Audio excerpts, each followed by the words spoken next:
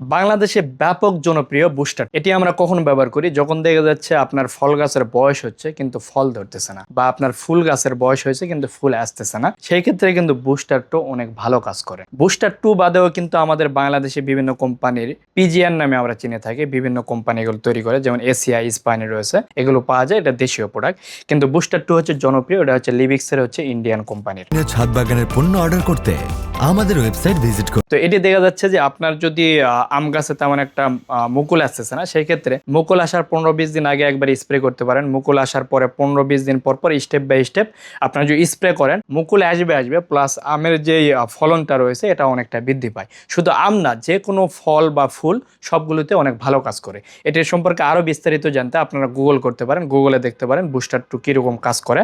আর এই প্রোডাক্টগুলো অ্যাভেলেবল আমাদের কাছে পেয়ে যাবেন। স্ক্রিনে দেওয়া নাম্বারে আপনারা ফোন করে অর্ডার করতে পারেন, অথবা আমাদের ওয়েবসাইটে গিয়ে যে ইন্ডিয়ান প্রোডাক্টসের ক্যাটাগরি রয়েছে সেখানে গেলেও এই প্রোডাক্টটি আপনারা অর্ডার করতে পারবেন।